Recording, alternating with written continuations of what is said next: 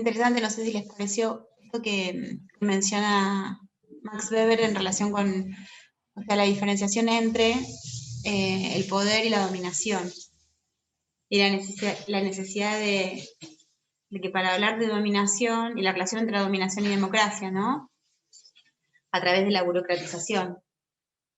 Pero bueno, sumamente interesante esto de pensar la legitimidad como una necesidad de la dominación. ¿Cuál es el papel que cumple el derecho en los procesos de legitimación de las prácticas estatales para poder gobernar?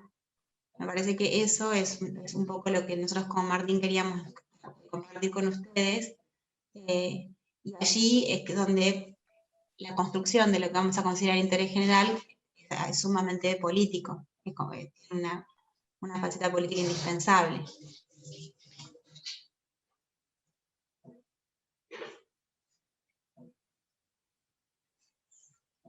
Sí, totalmente.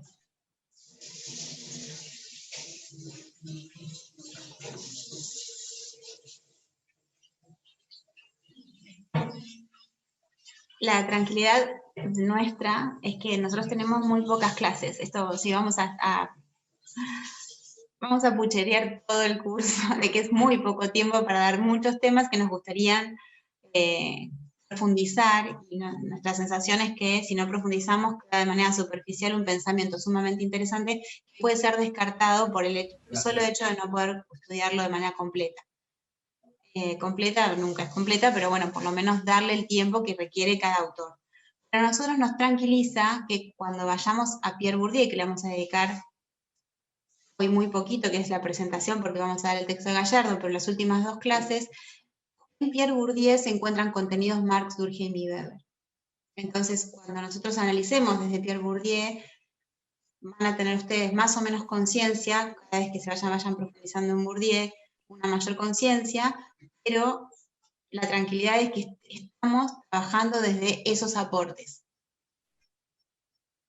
Vamos a marcar cuáles son los aportes, pero bueno, después ustedes, por supuesto, en el resto de su formación y de su carrera académica y o profesional, van a poder seguir profundizando, y es muy probable que otros docentes de este mismo curso, no de este curso, sino de esta especialización, también traigan a colación a estos grandes pensadores modernos. Bueno, estamos, Martín, ¿qué te parece? Bárbaro. Ahí les va a subir Norma a la biblioteca un texto que tiene diversos capítulos que tratan sobre la obra de Weber. No es un libro escrito por Weber, eso hay que aclararlo, pero están los dos capítulos que nosotros les citamos en la devolución, por si quieren leerlos de modo completo, sin perjuicio de que vamos a ver si en el resto de la semana les podemos subir algún texto de Weber. Pero yo creo que ya son casi y cuarto y somos 47. Creo que si a nadie le queda alguna duda o pregunta de lo que vimos hasta acá, podemos entonces comenzar con la perspectiva crítica de derechos humanos. Respecto del libro que decía Martín, en ese libro ustedes van a encontrar que hay autores contemporáneos actuales que están discutiendo el Estado y la democracia a partir de Max Weber. Por eso resultan, lógicamente, como más amigables, pero para nosotros, que sabemos que la formación, para que ustedes puedan utilizar a Max Weber luego en sus análisis, en su tesis, en su producción, es necesario leer a los autores por sí mismos y hacer sus propias lecturas. Entonces, con esa salvedad, ahora les hemos subido un libro con todos autores actuales que están trabajando a partir de las categorías de Max Weber. No es lo mismo que cuando ustedes tengan que usar a Max Weber, vayan a tener que ir a las fuentes, que hay páginas en internet, les podemos dejar los links, eso yo creo que sí, que lo vamos a hacer, es lo que decía Martín, dejarles todos los links para que ustedes puedan ubicar la obra completa de estos autores que están subidos a internet, por suerte que ahora está todo digitalizado. Bueno, ¿alguna pregunta de eso, de esta primera semana que haya quedado?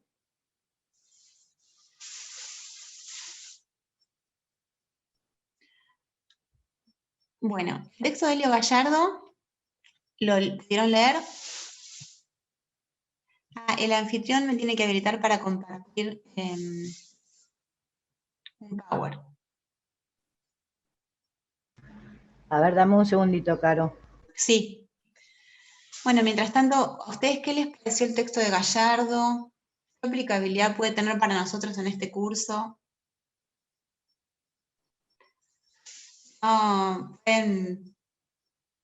Pueden contarnos.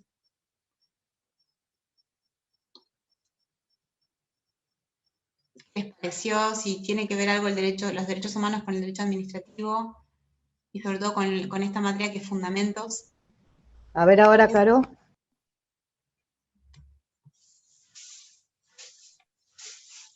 Sí.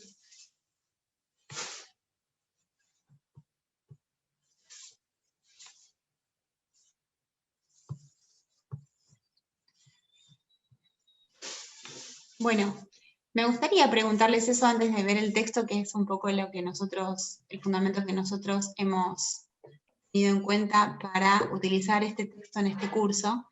Me gustaría saber si ustedes ¿qué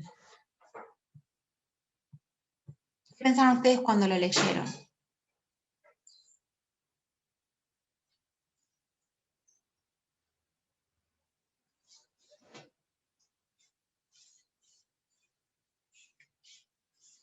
¿Alguien quiere comentar?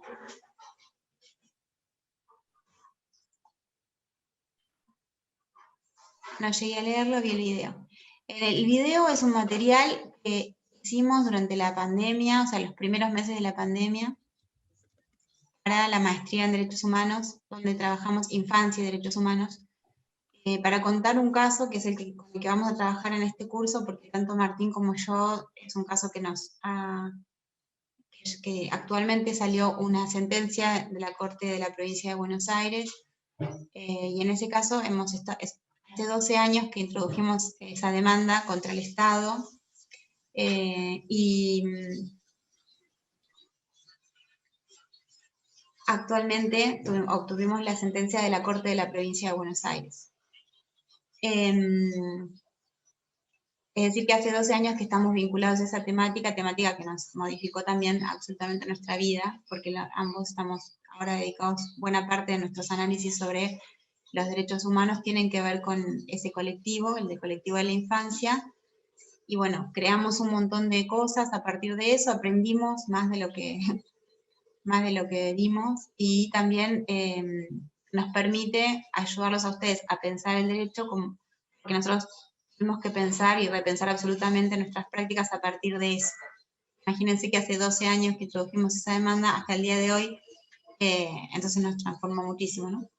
El video no tiene todas las limitaciones de haber sido hecho en pandemia, entonces no se ven ninguno de los protagonistas que son, por una parte, las niñas concretamente, y por otra parte, todos los compañeros y las compañeras que trabajaron para llevar adelante nuestra militancia y algo que creamos, que es el programa de Niñez, Derechos Humanos y Políticas Públicas, que funciona en la Secretaría de Extensión de la Facultad de Derecho, y que hoy dirige Martín. Yo lo dirigí durante 10 años, los primeros 10 años, y hoy tengo la suerte que esté un equipo excelente, digamos, y ahora está dirigido por Martín. Así que bueno, para nosotros es una temática que no solo nos interesa, sino que casi que nos obsesiona, y podemos ayudar a otros, digamos, a pensar el derecho desde allí, porque hemos pensado absolutamente todas las categorías y desarmado las que no nos servían para poder comprender la problemática y poder comprender cuál era nuestro papel en esa lucha. Los derechos humanos surgen de la lucha de fuerzas sociales. Lo que me impactó es ver cómo... ¿Leerlo, Martín? Sí, yo lo voy a leer. Igual les invitamos a que activen el micrófono e intervengan. Nos gusta muchísimo escucharlos y escucharlas, y si podemos verles también. María Belén, que también hizo unas intervenciones muy interesantes en el foro, ahora nos está comentando lo siguiente. Dice ella: los derechos humanos surgen de la lucha de las fuerzas sociales. Lo que me impactó es ver cómo socialmente vamos creando categorías de personas que tutelamos a través de las normas, que no dan respuesta a la problemática de estas categorías que conforman los más débiles. Sí, sumamente interesante esto. Ustedes saben que Elio Gallardo es filósofo y vive actualmente en Costa Rica. Creo que nació en Chile en 1942 y se exilió cuando mataron a Allende, cuando fue asesinado Allende. Entonces, vamos a ver un poco el Power que nos puede ayudar a recordar algunos elementos del texto. Pero como dijo Martín, a mí también me gustaría que ustedes interrumpan y que podamos irlo pensando juntos. El texto se llama Teoría Crítica y Derechos Humanos, una lectura latinoamericana. Teniendo en cuenta lo que dijimos antes, que la teoría crítica de alguna manera fue acuñada por la Escuela de Frankfurt, esta es una lectura latinoamericana y de hecho no está ni siquiera nombrada la Escuela de Frankfurt, pero es necesario que ustedes lo conozcan. Los objetivos para que nosotros elijamos este texto, para este curso, tienen que ver con destacar el origen histórico conflictivo de los derechos humanos. Y los derechos humanos vamos a ver que tienen todo que ver con el derecho administrativo y con el derecho público. Tendría que ser una parte importante de las herramientas que los estados tienen en cuenta para poder reconocer, proteger y promover y restituir los derechos humanos. En este texto nosotros consideramos que nos ayuda a analizar el rol de los estados, los agentes, la sociedad civil y los movimientos sociales en el sostenimiento de los símbolos que justifican la dominación. Y ahí vamos a ver que en esto hay una relación bien directa con lo que vamos a ver luego con Max, con Bourdieu. Tiene que ver con que cada sistema social, que es lo que se denomina en ciencias sociales materialismo histórico, cada sistema social no puede mantenerse exclusivamente a través de sus relaciones sociales, económicas, sino que necesita un conjunto de relatos que generen consenso, y eso tiene que ver con la cultura. Lo que en la teoría marxista se pone como superestructura tiene que ver con allí donde ponemos todo lo que tiene que ver con la construcción discursiva de la sociedad. Depende de la línea teórica a la que escribamos, vamos a encontrar que esa superestructura es un fiel relato de las relaciones materiales que estarían en la estructura, en la base de la sociedad, o que son discursos que subvierten esa realidad, que hacen que podamos tolerar una realidad que es de dominación o de explotación a partir de relatos engañosos que se denominan en el marxismo ortodoxo ideología, ¿no? Como esta idea de subvertir la realidad. Entonces, para nosotros es necesario pensar la categoría de ideología de una manera más dinámica, no solo en sentido marxista, como una falsa conciencia, es decir, como una conciencia subvertida de la realidad, como un engaño específico, pero sí como un conjunto de relatos que tienen por función la posibilidad de corresponderse con la realidad o también de modificarla. Es decir, que el relato no siempre se ajusta a lo que sucede, y eso cumple una función sociológica. En el foro emergió como temática, y también en las clases de la primera semana, esta diferenciación. Es necesario que veamos cuándo se trata de un relato formal y cuándo eso se corresponde o no con la realidad. Depende de la perspectiva, vamos a entender la función que cumple el relato. Para quienes estudiamos derecho es muy importante saber la función que cumple, por ejemplo, la igualación formal de todos los individuos frente a la ley. La función sociológica que ha cumplido esta igualación. Entonces, por otro lado, aquí dice, comprender las situaciones de discriminación y la base sistémica o estructural que las produce. Ahí nuevamente vamos a ver que la base, las relaciones sociales concretas y materiales, son el contexto en el que debemos entender el derecho. Reconocer a los actores sociales a partir de su conciencia, acción situada al interior de un sistema social y siendo por ello condicionada conflictivamente por este. Esta idea que también toma de la perspectiva crítica marxista, que es, bueno, los hombres piensan donde los pies pisan. Eso no sé si lo han escuchado antes y tiene que ver con nuestra conciencia. No hay una conciencia abstracta, sino que hay un conjunto de relaciones sociales que hacen que pensemos de determinada manera. Es decir, no hay una conciencia universal, sino que hay una conciencia burguesa, una conciencia de mujer, digamos, de acuerdo a la posición que ocupemos en el espacio social, en la estructura social, vamos a tener una forma de pensar. Reconocer que las formaciones sociales con conflictos estructurales producen diversos posicionamientos y racionalidades. Esto es muy importante para pensar si hay una sola racionalidad, cuando se habla de esto es racional o es irracional, este actor con esta forma de práctica, con esta práctica, eso es irracional. Aquí estamos viendo que hay distintos tipos de racionalidades y de eso parte la perspectiva crítica, y lo mismo vamos a encontrar con Pierre Bourdieu. No hay actos irracionales desinteresados sociológicamente hablando. Siempre hay razones que uno puede dar para comprender los actos de los actores de acuerdo al campo al que pertenece. Esto, después reivindicar la posibilidad de cambios sociales a partir de la remoción de los factores de dominación. Aquí el autor menciona comprensión emocional, intelectual y utópica del sistema social que genera la dominación. Aquí vamos a ver que se alude, y nosotros aludimos de manera específica, y a algo que por lo general queda por fuera del discurso académico, científico sobre todo, pero además jurídico, tiene que ver con las emociones y tiene que ver con los dolores concretos a los que se encuentran sometidos determinados actores por las situaciones que viven. Y eso no puede quedar por fuera para nosotros de la comprensión de las prácticas. Y tampoco debe quedar por fuera cuando pensamos en la intervención a partir de nuestras herramientas jurídicas.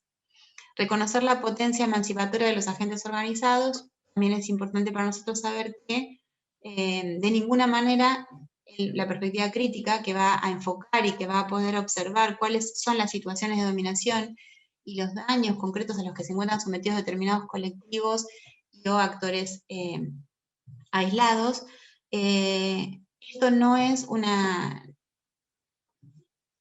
condición sine qua non, digamos, de la vida social. La vida social también puede generar condiciones de emancipación, condiciones de libertad, y eso también lo puede generar el derecho. Entonces, pensar que el derecho puede ser un instrumento de emancipación social y puede ser un instrumento de liberación, también es parte de la perspectiva crítica. ¿Qué nos aporta la teoría crítica de derechos humanos? Bueno, acá Elio Gallardo dice, bueno, ustedes quienes lo pudieron leer van a encontrar que al comienzo nomás dice, la teoría crítica de derechos humanos enfoca en aquello que nunca ha estado de moda, que son la sensibilidad de las minorías. ¿A qué llamamos minorías? No se refiere exclusivamente a una distinción cuantitativa. Por ejemplo, las mujeres han sido una minoría y no tenía nada que ver con lo cuantificable, digamos. Son las personas hostilizadas, ignoradas o invisibilizadas por su pertenencia a determinado colectivo.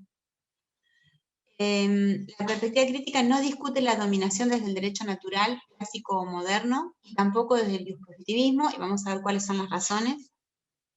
Y por otro lado, la perspectiva crítica necesariamente considera que debemos explicitar desde dónde nos paramos para decir aquello que afirmamos como una explicación de la realidad. Es decir, que dar fundamentos es aclarar la perspectiva. Es algo que nosotros dijimos al comienzo, y nuestra materia se llama fundamentos históricos, sociológicos y filosóficos. Entonces, nos parece especialmente relevante para discutir aquí. El derecho natural antiguo, a grandes rasgos, para recordar el texto, no para volverlo a dar a través de un power que lo que va a hacer es simplificar, y no es nuestra idea, pero para recordar, dice Elio Gallardo, el derecho natural antiguo considera que justamente el derecho se encuentra en la naturaleza, ¿no? Hay un orden que es exterior a los individuos, que es previo a los individuos y que además lo trascienden. Es que los individuos mueren, ese orden continúa. Es decir, que se expresa como ley natural. Genera obligaciones de obediencia y sujeción a este orden natural. Ahí G. Gallardo, si ustedes recuerdan, dice, bueno, aquí no se trata de reconocer derechos en el derecho natural antiguo, sino reconocer deberes y obligaciones. Y justamente ser libre es hacer lo debido, de acuerdo a esa ley natural, ese orden de la naturaleza. Y ese orden tiene preeminencia sobre lo individual. Vendría a ser una perspectiva cosmocentrada.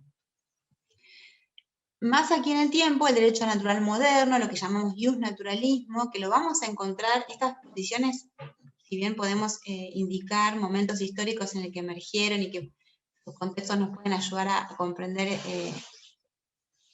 sus afirmaciones, permanecen en muchas de las sentencias. Nosotros podemos analizar tranquilamente las sentencias de las cortes, por ejemplo, desde distintas perspectivas, y vamos a encontrar que hay votos que son más justnaturalistas y votos que fundamentan en un sentido más positivista.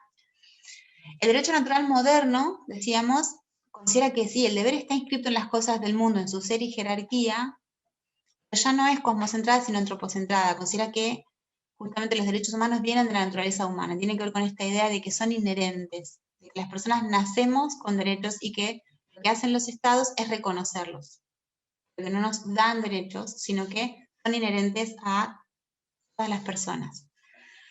Con independencia de las relaciones sociales, es decir, no importa qué colectivo pertenezcamos, todos tenemos derechos por el solo hecho de ser personas.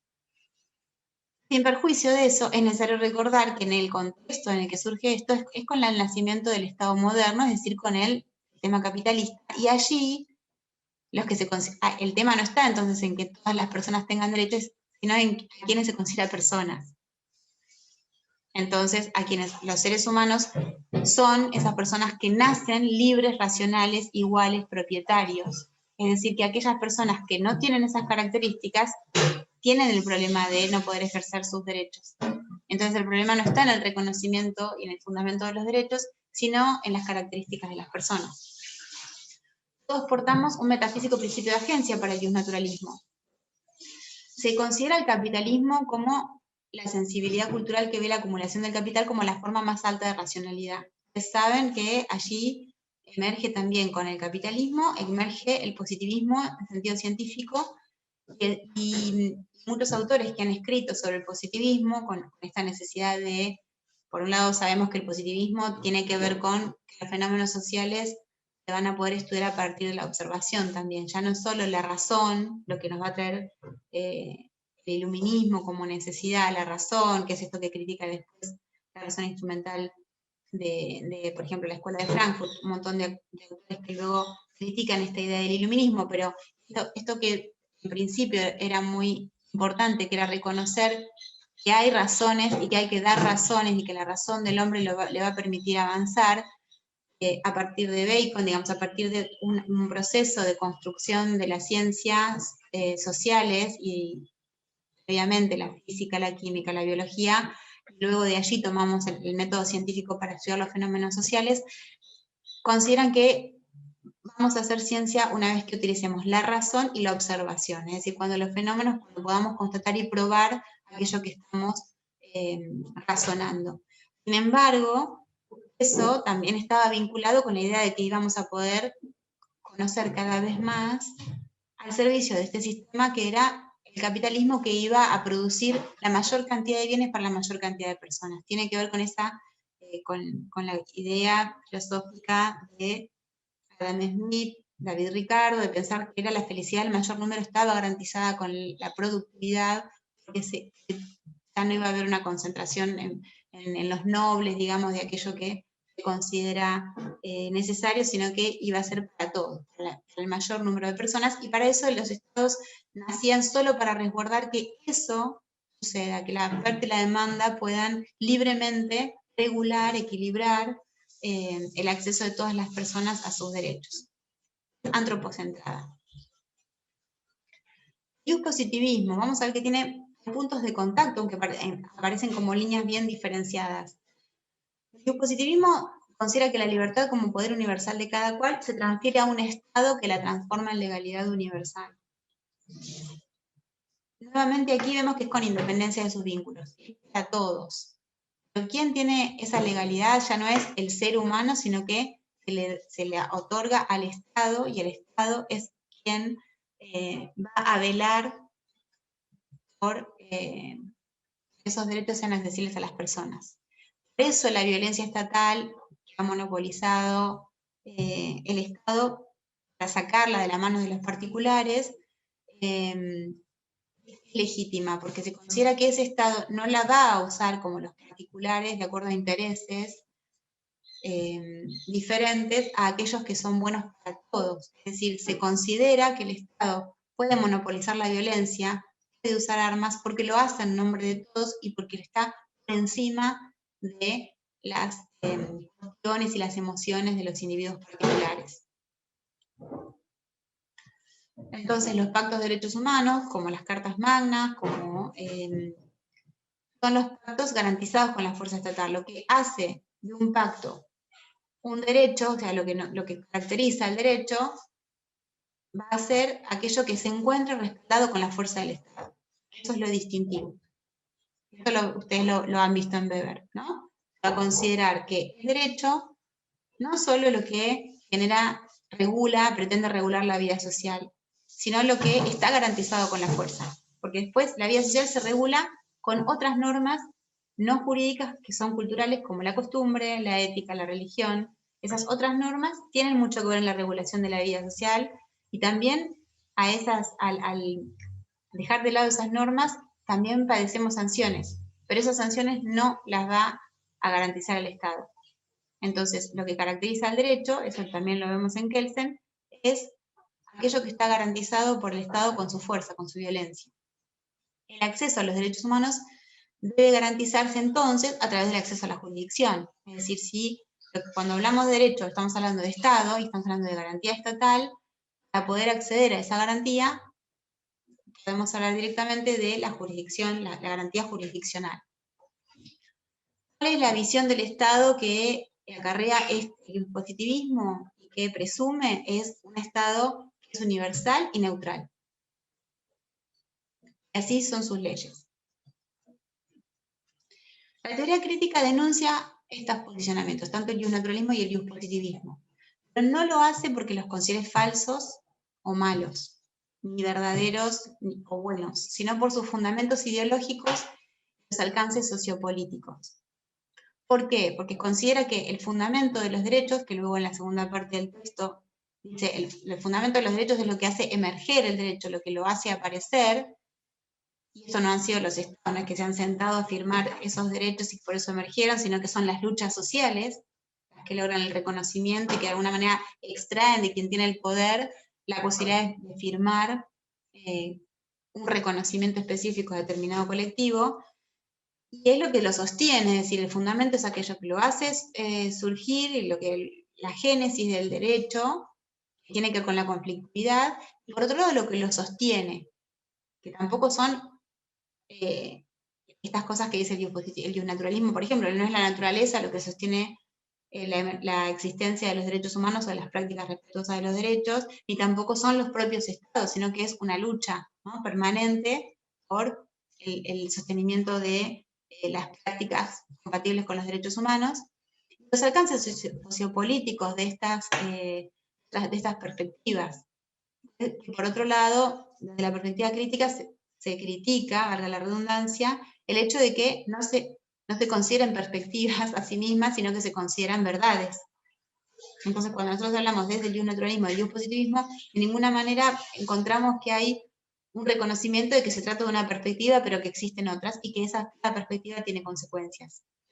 Por otro lado, dice Elio Gallardo, el Estado no está por encima de los individuos. El Estado está conformado por un cuerpo de actores, pero que son actores, que son seres humanos, ¿no?, y que pertenecen a la sociedad y que están condicionados por el conjunto de relaciones sociales a las que pertenecen. Eso el Estado no puede ser el eje. No significa que para la teoría crítica el Estado no sea un actor imprescindible, pero no puede ser el eje. No puede ser el único en el que se ponga, es decir, uno no puede presuponer una defensa de los derechos humanos exclusivamente a partir de los estados. Por otro lado, no puede ser el eje, pero además sí debemos ampliar la responsabilidad de los estados a la conformación de políticas públicas, es decir, no solo a el resguardo a través del uso de la fuerza cuando alguien viola derechos, sino que cuando se trata de derechos humanos, los estados deben generar políticas públicas que remuevan los obstáculos culturales que hacen posible la violación de esos derechos. Es decir, que la responsabilidad del Estado, la acción, no es la única, sino que también es por omisión. Perdón, Carola, una pregunta. De interpretación por cuando leí el texto, recuerdo que hay una parte donde dice que el Estado no puede ser el eje en esta lucha o reivindicación de los derechos humanos. Para Helio Gallardo, ¿el eje dónde está? ¿Está en las minorías? ¿Está en los colectivos? ¿Ellos tienen que ser el eje de esa lucha? No, es muy buena la pregunta. Y eso es muy buena porque es necesario discutir esa cuestión, sobre todo aquí, ¿no? Además, a partir del texto, porque genera siempre una cuestión, el tema de entonces, ¿dónde estaría el eje? Lo que Helio Gallardo luego a lo largo del texto nos ayuda a interpretar esta afirmación en el sentido de que los derechos humanos están vinculados con los estados que tienen obligaciones sobre todo positivas, ¿no? De hacer, de remover obstáculos, sobre todo de remoción de obstáculos. Creo que en esa remoción de obstáculos el Estado no puede ser el único actor que interviene, sino que justamente el eje está en la relación entre el Estado y los colectivos concretos a los que esas políticas sociales y de derechos humanos están destinados. Entonces, dice Helio Gallardo, el problema acá no es de cómo debiera ser, el problema es que la dificultad que tienen determinados colectivos, la racionalidad dominante en la cual el Estado participa de manera concreta, material y simbólica también, genera a esos colectivos como desaventajados y generan como racionalidades menores y respecto de las cuales nosotros no empatizamos, es decir, hay colectivos, hay actores concretos dentro de la sociedad a los cuales nos cuesta comprender.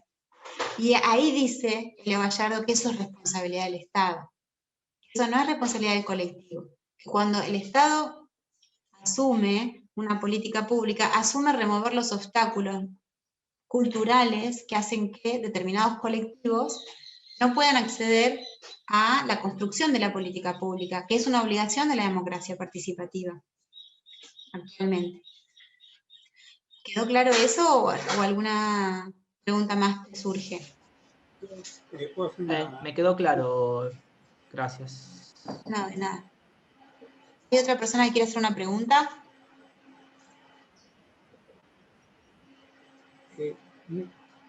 Parecería como que todos pensamos en la fortaleza de un Estado y es como que esto descoloca en algún lugar, porque el Estado se necesita fuerte para imponer la política, pero después cediendo un poco de espacio a partir de las organizaciones. ¿Esto sería así o cómo habría que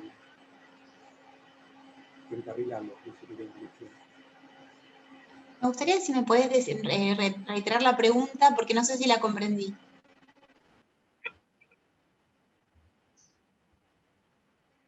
Espera que no se escucha. Si el Estado debería ser más fuerte o ceder un poco de la fortaleza, digamos. Esta es la pregunta clave. Si tendría que marcar el camino o imponer la agenda, digamos, y después la política de derechos humanos a partir de nuevos actores, que el Estado ceda un poco de ese lugar y no se lo facilite, pero sí lo comparta con las organizaciones. Bueno, esa es una pregunta muy interesante, pero que el texto no responde. Porque el texto lo que quiere mostrar es que cuando se trata de derechos humanos desde una perspectiva crítica, el Estado tiene una obligación, más allá de de monopolizar los recursos materiales, como ha monopolizado los recursos simbólicos también, como tiene su posibilidad construir una mayor sensibilidad en torno a quienes tienen más obstáculos para acceder a sus derechos, pero que han sido igualados formalmente, el Estado tiene la obligación de construir con esos actores una autonomía colectiva a partir del trabajo con ellos. Entonces, cuando se habla de fuerza, el Estado sigue siendo quien la monopoliza, y en ese sentido Gallardo no discute el uso de la fuerza por parte de las organizaciones civiles, no está diciendo que en ese sentido deben compartir el monopolio, pero sí deben construir autonomía con su participación activa. Y que la autonomía no puede ser algo que se otorga a alguien, sino que es una práctica. La democracia no es algo que se da, sino que es una práctica. Y en ese sentido la responsabilidad del Estado es absoluta. Si no caen del cielo, vienen al nacer como otros factores de una biológica naturaleza humana. Estas dos cuestiones, ni un naturalismo ni un positivismo, dice él. Es una producción sociohistórica, porque así ha sido. Nosotros analizamos la génesis del Estado, no sé quiénes han podido ver, por ejemplo, las películas que hemos dejado sobre la Revolución Francesa, vemos que cuando se reconoce la revolución, cuando se reconocen a los estados modernos, cuando el propio Napoleón, cuando crea los códigos, lo hace en relación con su fuerza, digamos, ¿no? Con quien gana tiene la posibilidad de apropiarse también del relato y del sentido. Entonces, tiene que ver con esa producción, el derecho, no es algo que está por encima de los individuos, sino que está absolutamente relacionado con los contextos en los que se crea. La perspectiva crítica se combate por un ideológico principio universal de agencia. Porque la universalización, como ustedes vieron, quienes eligieron la perspectiva marxista o los aportes, la universalización de una particularidad cumple una función que por supuesto no es la de generar una realidad universal, sino la de generar las apariencias de la universalidad y entonces sostener la posibilidad de que solo un sector acceda. Entonces la universalización tiene una función que no es un reflejo de la realidad, pero que la modifica, es decir, que permite sostenerla. Importancia de las instituciones que los promueven e intenta pensar desde los otros y su resistencia. Por eso la perspectiva crítica no piensa desde el Estado, porque no podemos comprender a ningún actor social desde una mirada homogeneizadora, esta ilusión homogeneizante que tiene el Estado, la educación estatal y todo lo que nosotros hacemos desde lo público, desde la idea de lo público. ¿Me podrías reiterar el principio de agencia, en qué consiste? No me quedó claro. La agenda es un principio colectivo, ¿no? Esta idea de que todos podemos hacer, bueno, todos podemos ingresar al Hayek, eso entonces podemos hablar de la libertad y de la igualdad. Todos estamos en las mismas condiciones, lo que pasa es que algunos ingresan y otros no, algunos van a determinados lugares y otros no. Esto se cuestiona fuertemente desde esta perspectiva. ¿Por qué? Porque esa idea de poder agenciar, es decir, de poder crear nuestro mundo, de poder crearlo a partir de nuestras necesidades, no es igual para todos. Entonces, hay un principio abstracto, universal, de agencia, pero hay un sujeto considerado normal y al cual todos debemos parecernos, y ese sujeto, en principio, podría ser el varón blanco, el sujeto el hombre del iluminismo. Que si vamos a leer esos textos vamos a encontrar alusiones permanentes, el hombre blanco, aventurero, heterosexual, propietario, culto. Entonces, ese hombre es el sujeto de las leyes, el cual han sido pensadas las leyes a partir de los estados. Los otros colectivos entonces tienen dificultades porque no se parecen a él.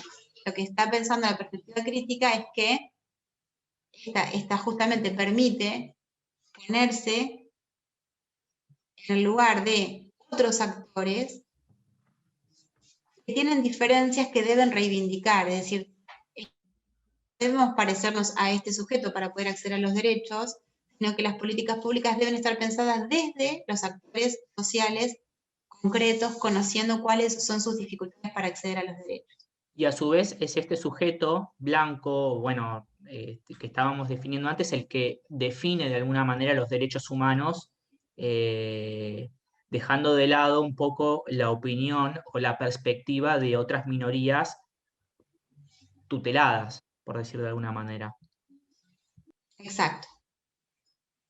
Pero no lo hace porque no quiera que todos sean iguales, digamos, el problema no está en ser varón, blanco, aventurero, heterosexual, culto, no está allí. Eso es importante decirlo, el problema no es pertenecer a un colectivo, para la perspectiva crítica. El problema es universalizar esa experiencia y mencionarla como racional, como necesaria, como natural y por ende como virtud. Y eso no nos va a bastar el texto de Gallardo para comprender la manera en que eso funciona, sino que vamos a precisar a Bourdieu. A Bourdieu sí nos va a permitir comprender perfectamente cómo funciona eso. La potenciación y emancipación sin discriminación, es decir, la igualdad, no se basa en la igualdad homogeneidad de los sujetos, sino en sus diferencias legítimas que deben poder manifestarse y ser tenidas en cuenta por los intérpretes autorizados de las normas, y dar lugar de manera igualitaria a la singularidad de todos y cada uno de los colectivos. Por otro lado, dice Elio Gallardo, bueno, ¿cómo fue entonces el reconocimiento y constitución de los derechos humanos en América Latina? Ya que toda perspectiva crítica, como vimos cuando vimos la perspectiva decolonial, es una perspectiva por definición situada, por esta idea de que los discursos emergen de condiciones materiales concretas. Latinoamérica, dice, bueno, podemos llamar a Latinoamérica como algo a ser estudiado por su cultura particular, pero por supuesto hay que saber que dentro de Latinoamérica vamos a encontrar realidades diferenciadas, ¿no? ¿Por qué pensar en Latinoamérica algunas características propias de Latinoamérica? No se configuran como estados de derecho, dijimos al principio cuando vimos la primera semana, bueno, Latinoamérica, podemos hablar de soberanía cuando vimos la perspectiva colonial y la historia de la constitución de los estados latinoamericanos. Cuando pretendimos hacer una génesis de los estados latinoamericanos, ¿estamos en condiciones de pensar que son estados de derecho en cuanto al imperio de la ley, la división de poderes, la identidad nacional? Hay una pregunta allí, ¿no? Me parece que no tiene una respuesta única. Por otro lado, dice Leo Gallardo, hay una fragilidad constitutiva de los estados latinoamericanos. Vimos que han sido, la historia reciente lo muestra, ¿no? La lamentable historia reciente, dictaduras en Latinoamérica muestran cómo eso ha quedado en la subjetividad, digamos, y es una muestra a su vez de esto que está diciendo Gallardo. Y hay una correlación entre la fragilidad de los estados y la fragilidad de la sociedad civil. Y él allí hace una relación entre la legislación, en los estados muestran esa fragilidad o esa dificultad para pensarlos como estados fuertes, como estados presentes, por su legislación, por cómo se generan sus leyes. No es nuevo para nosotros esta idea de que, entre gallos y medias tintas aparecen leyes que son por ahí muy perjudiciales para determinados sectores, que de repente se firmaron. Bueno, ese tipo de cosas, cómo se construyen las leyes, el accionar burocrático, que muchas veces dificulta el acceso a los derechos sustantivos, para los cuales lo único que le da sentido al accionar burocrático es el acceso de todos los actores a sus derechos, y sin embargo a veces el propio accionar burocrático es el obstáculo. Las cuestiones de autoestima nacional, los aparatos clericales, la presencia de los aparatos clericales en el ejercicio de los estados, el modo en que se manejan los medios masivos de comunicación en relación con los derechos, y ahora las redes sociales, y la cuestión de si observamos cómo funcionan las minorías dirigentes. En cuanto a la sociedad civil, dice Elio Gallardo, hay una tendencia a la desagregación, es muy difícil la conformación de una sociedad civil verdaderamente unificada, fortalecida, que demande activamente. Ustedes han escuchado seguramente de Habermas, en un capítulo en el libro que se llama Facticidad y Validez, él analiza un paradigma estatal liberal versus un paradigma estatal social, ¿no? El paradigma del Estado social. Y dice, bueno, debiéramos construir con lo mejor de uno y de otro, dejando de lado las dificultades, la insensibilidad del paradigma liberal y la presencia o el menoscabo de la libertad del paradigma social. Tendríamos que construir con las fortalezas de ambos el paradigma procedimental, pero presupone una ciudadanía en la cual haya una acción comunicativa que sea emancipatoria, dice Habermas, ¿no? Que también es de la Escuela de Frankfurt, la segunda generación. Entonces, acá nosotros vemos que muy difícil hablar de una ciudadanía fortalecida que pueda ejercer realmente sus derechos y exigir al Estado sus derechos, ¿no? Entonces, por otro lado, las economías excluyentes y dependientes, son economías excluyentes y dependientes, eso lo vimos en la clase pasada, cuando vimos la perspectiva colonial, con las cuestiones del sistema mundo y de Wallerstein, eso está en el video, no sé si lo han visto. Y los privilegios que oponen y en todos los niveles, o sea, hay cuestiones de clase y conflictos de clase en todos los niveles. Aquí trajimos a Ferraioli porque es algo que el texto menciona, y dice, bueno, que es interesante la cita, ¿no?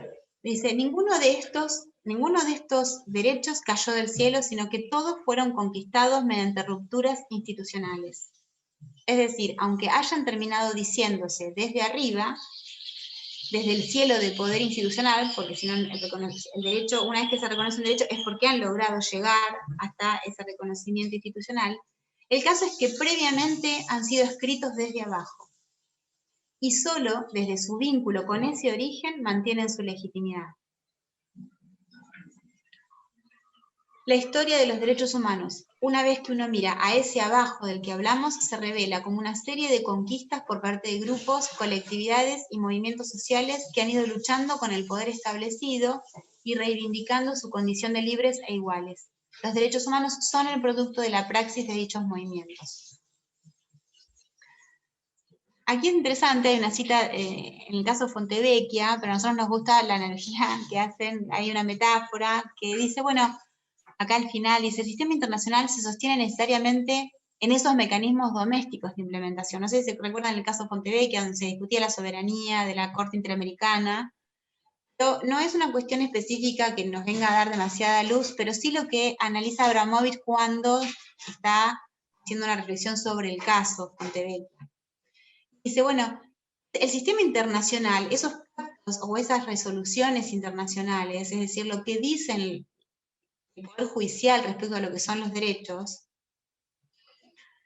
no se sostiene por sí mismo, se sostiene en los mecanismos domésticos de implementación de eso, en el agente estatal concreto que suministra la planilla para que esa persona acceda a su derecho, se sostienen en el Servicio Local de Promoción y Protección Integral de los Derechos de la Niñez del barrio concreto, del barrio del Mercadito. Allí se sostienen esas partituras que brindan los estados y las cortes. La música se ejecuta en lo doméstico. A nosotros nos gustó esa metáfora y por eso la trajimos. Dice, el sistema internacional se sostiene necesariamente en esos mecanismos domésticos de implementación. Y ese punto es clave para entender qué significa que sus sentencias son obligatorias. ¿Qué significa que una sentencia es obligatoria? ¿Cómo funciona en el mundo real? La relación entre las diversas esferas de decisión.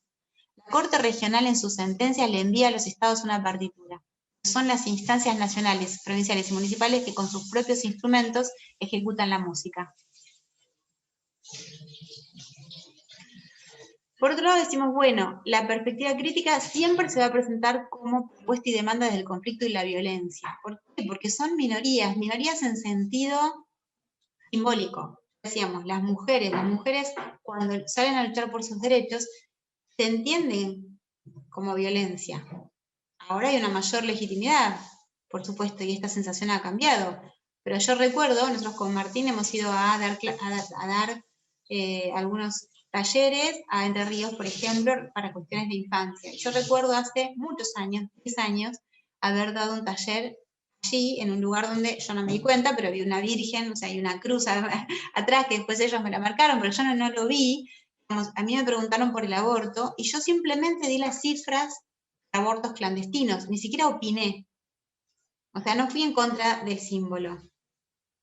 Simplemente di desde otro ámbito, que es la ciencia y la academia, las cifras por los abortos clandestinos para ver la brecha que hay y la hipocresía que hay, porque los abortos se realizaban igual. Y me hicieron un escrache, a mí, en ese lugar, me hicieron un escrache. A mí me resultó sumamente elocuente, digamos, para poder ver cómo, digamos, ese tipo de, ahora si podemos hablar de aborto, ahora hemos hablado de aborto y podemos hablar de abortos en las familias. En ese momento, por la sola mención de esto que les comento, con total respeto por quien estaba en ese lugar, Ahora, por supuesto, ya no considero respeto lo mismo, considero que respeto es hablar sobre eso, pero en ese momento consideraba ser muy cuidadosa porque el contexto da el sentido, ¿no? Bueno, yo en ese momento fui muy cuidadosa, cosa que ya hoy no sería porque hay otro contexto. Sin embargo, soy víctima, me escraché por haber dicho esa cifra. Así que eso es necesario entender. Son discursos minoritarios en sentido de legitimidad y de hegemonía. Se constituyen como espacios culturales o civilizatorios alternativos, y acá lo que trae Gallardo, que es muy importante para nosotros, es una sensibilidad alternativa. Vamos a ver con Bourdieu a partir de la categoría de hábitos. Son formas de hacer, de pensar y de sentir que están incorporadas. Entonces, para Gallardo, vencer en una lucha es lograr convencer. Esto que también trae Max Weber y que vamos a ver como necesario para cuando pensamos el derecho como estructuras de símbolos. El derecho no se sostiene por la represión, se sostiene por el consenso. Basta con pensar los discursos de la dictadura militar, de la última dictadura militar. La represión no basta si no hay un consenso. Y entonces la lucha por el consenso es la lucha en la que vemos actores que parece que están por fuera del campo jurídico, sin embargo, hoy tendríamos que pensarlo seriamente porque las redes sociales, los medios masivos de comunicación siempre han sido parte de las luchas políticas. Pasar la legitimidad de la lucha, dice Gallardo entonces, es ampliar y reforzar, convocar a otros. Ahí nosotros vemos toda la teoría de comunicación social emerge en Estados Unidos, nace en Estados Unidos con Lerner y otros autores, para tratar de generar que no haya legitimidad para lo que está sucediendo en Cuba, con la Revolución Cubana. O sea, no es casual que la teoría de la comunicación social emerja allí, con la necesidad de ver cómo se trabajaba para que no se genere legitimidad en torno a algo que se consideraba un peligro para todo el mundo, que era lo que estaba sucediendo en Latinoamérica, en Cuba y en el resto de los países en ese momento. Vinieron las dictaduras, ¿no? Entonces dice Gallardo, por otro lado, esta necesidad, por eso lo difícil es, bueno, vencer es convencer, pero el convencimiento y el vencer en la lucha no puede provenir de los actores que tienen el poder. Y tampoco el poder es algo que se puede dar a otra persona. Sino que la idea es reconocer el poder que tienen los propios colectivos y esta idea de autotransferencia de poder, o sea, permitirles ejercer el poder que tienen y su diversidad. Entonces, la autotransferencia de poder es un procedimiento, es una matriz organizativa, es una finalidad y tiene que ver con la producción de identidades efectivas, autonomía, autoestima, capacidad, alegría de comunicarlas. Entonces, dice Gallardo, vamos a encontrar que esta lucha por los derechos humanos a partir de la diversidad se va a dar en los parlamentos, como sucedió con el aborto, y son también extraparlamentarias, y todas van a ser vistas en principio como violentas.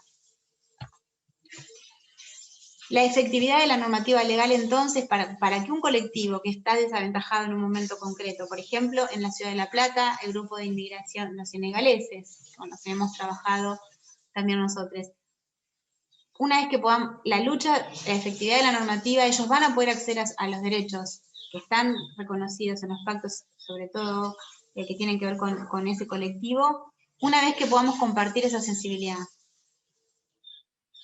Cuando esa sensibilidad y esa lucha tenga incidencia en la cultura, cuando tengan efectos en las lógicas institucionales.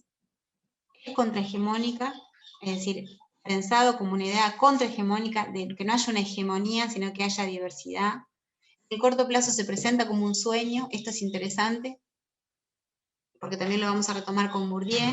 Si vamos a los orígenes de los estados, a hacer génesis de los estados, vamos a recuperar relatos que han quedado del lado de lo imposible, del lado de lo que se va a considerar utópico en un sentido peyorativo. Eso es una utopía, eso es muy lindo, pero bueno, la perspectiva crítica considera que si es muy lindo, digamos, si lo estamos pensando, es posible. ¿Verdad que? Hay que organizarse, ¿no? Una forma de estar socialmente en el mundo, vivirlo, aprenderlo y pelearlo. Es una actitud sociopolítica entonces testimonial y utópica. Y ahí habla de algo que también habla de perspectiva decolonial, avanzar en la producción de una única humanidad que pone de manifiesto su voluntad de producir humanidad a través del reconocimiento y acompañamiento de una diversidad que excluye discriminación. Para ello, las tareas, ya vemos, no están en el cielo de los conceptos, ni en el cielo institucional, ni en el poder sino que son tareas de poder local, de acompañamiento de los actores concretos, de comunicación y de acumulación de un conocimiento a partir del trabajo con los actores concretos. Entonces acá dice Gallardo, ahí vamos a lo que en nuestra materia, vimos que era una perspectiva crítica se para desde ahí. En el texto van a encontrar muchos más elementos para poder ayudarse con sus propias nociones, porque la perspectiva crítica, si no nos incomoda, entonces no está teniendo no tiene ningún sentido, porque el sentido es que todos nosotros tenemos perspectivas eurocéntricas, tenemos perspectivas positivistas, somos un producto de eso. Si queremos pensar en, por ejemplo, en lo que dicen los derechos humanos, y eso se traduzca en la práctica, de alguna manera en nuestra práctica va a haber un momento de la práctica en el que nosotros mismos vamos a tener que revisar nuestros hábitos. Entonces dice, bueno, ¿cuáles son los fundamentos de los derechos humanos? Es lo que hace surgir los derechos y lo que los sostiene. Entonces él diferencia dos momentos. No la ideología filosófica o la dignidad inherente, no porque no sea parte de lo que nosotros vamos a defender en los derechos humanos. La dignidad, claramente. Una vida digna es como lo central, ¿no? Para eso, y su interdependencia con la libertad, con la igualdad, con la diversidad. Pero él dice, bueno, ¿qué es concretamente lo que nosotros vemos que hizo surgir los derechos humanos y sostuvo? Dice, bueno, hay dos momentos que debemos diferenciar. Uno que tiene que ver con la conformación procesual y conflictiva de las sociedades europeas modernas, y otro que es el actual, por el que estamos transitando, pero que nace luego de la Segunda Guerra Mundial, que tiene que ver con experiencias de lucha social una vez conformadas las sociedades que se consideran modernas. La primera fase, entonces, son reivindicaciones de derechos, que estaban vinculados con la idea de la burguesía como este actor, pero no toda la burguesía, o sea, no las mujeres. Cuando se habla de sufragio universal, por ejemplo, no se puede hablar de, no votaban las mujeres, no votaban los negros, no votaban los trabajadores, o sea, votaban las determinadas personas, ¿no? Es una mismidad universal falsa, por eso estamos hablando de una universalidad que estaba claro que no era para todos, para todos. Nadie se preocupaba por eso porque tenía que ver con este momento. Estaba pensada la dignidad de manera abstracta, era de conducción burguesa y es la versión oficial y dominante de los discursos de los derechos hoy. La segunda fase, dice Elio Gallardo, hay que diferenciarlo y tiene que ver con otra cosa. Ahora vamos a ver un poco, hicimos dos filminas con algún párrafo de Elio Gallardo que permite comprender mejor esto. Pero en esta segunda fase se trata de demandas de derechos a partir de los propios colectivos. Por ejemplo, el de mujeres, por ejemplo, de los pueblos originarios, por ejemplo, determinados actores que llegaron a ser reconocidos en el 75 y 123 de nuestra Constitución Nacional a partir de la reforma del año 1994, ¿no? Y se tiene que ver esta segunda fase con la demanda de derechos, ya no son reivindicaciones, sino demanda de igualdad de acceso, a derechos que ya están reconocidos, porque en la primera fase se reconocieron como universales, en la segunda fase están demandando que el Estado remueva los obstáculos para el acceso. ¿Y se genera dónde? En el seno de los vínculos sociales y discriminaciones.